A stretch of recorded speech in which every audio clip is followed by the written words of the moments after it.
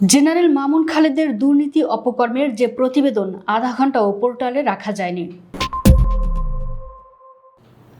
2013 সালের কথা। শেখ মামুন খালেদ তখন বাংলাদেশ সেনাবাহিনীর কোয়ার্টার মাস্টার জেনারেল পদে, সেনাপ্রধান পদে ছিলেন ইকবাল করিম ভূঁইয়া।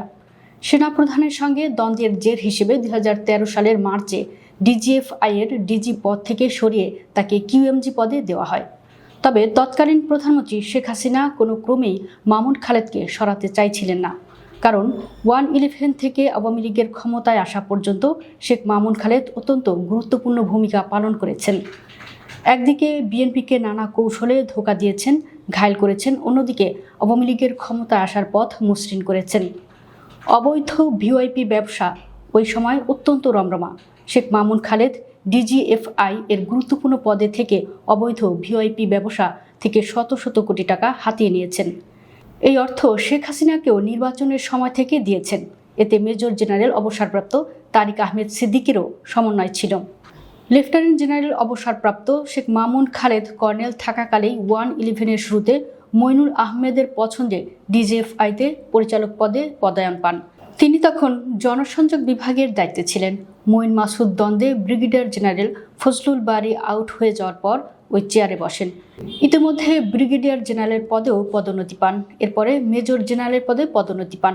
2011-তে ডিজিএফআই এর ডিজি হন।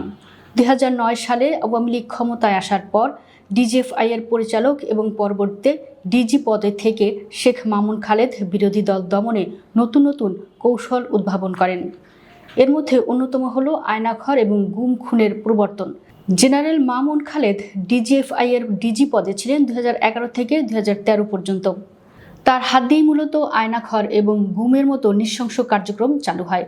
এসবের মধ্যে দিয়ে শেখ হাসিনার অত্যন্ত বিশ্বস্ত ও নির্ভরযোগ্য সেনা কর্মকর্তা হয়ে ওঠেন তিনি, যে কারণে অভ্যন্তরীণ দ্বন্দ্বে মামুন খালেদের সঙ্গে পেরে উঠছিলেন না তৎকালীন সেনাপ্রধান ইকবাল করিম ভূঁইয়া।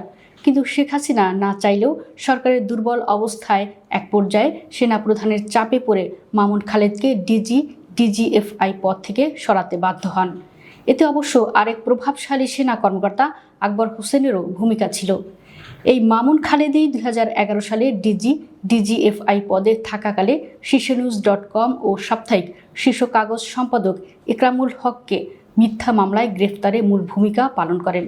তৎকালীন বন ও পরিবেশ প্রতিমন্ত্রী হাসান মাহমুদ সহ অনেকেই যদিও সরাসরি এর সঙ্গে জড়িত ছিলেন, কিন্তু মূল ভূমিকা ছিল শেখ মামুন খালেদের। কারাগারের মধ্যেও সাক্ষাতের সুযোগ বন্ধ করে দেওয়া সহ নানা রকমের নিপীড়নমূলক কার্যক্রম চালান সম্পাদকের উপর। সার্বক্ষণিক নজরদারিরও ব্যবস্থা করেন। হাইকোর্টের জামিনে মুক্তি লাভের পর জেলগেটেই গ্রেফতার করে নতুন মামলা দেওয়া হয়। সম্পাদক 2011 সালের নভেম্বরে জেল থেকে মুক্তি লাভ করলেও গণমাধ্যম অফিস বন্ধ রাখতে হয় এই মামুন খালেদের চাপে। সম্পাদককে সরাসরি গুম খুনের ভয় দেখানো হয় তখন। 2011 থেকে 2013 পর্যন্ত শীর্ষ নিউজ ও শীর্ষ কাগজ অফিস বন্ধ ছিল। 2013-তে যখন রাজনৈতিক পরিস্থিতি উত্তপ্ত, ওই সময় নতুনভাবে অফিস চালু করা হয়। 1 জুন 2013 বিএনপির মহাসচিব মির্জা ফখরুল ইসলাম আলমগীর ধানমন্ডির কার্যালয়ে নিজে উপস্থিত থেকে নতুন করে শীর্ষনিউজ.com ও শীর্ষ কাগজ উদ্বোধন করেন।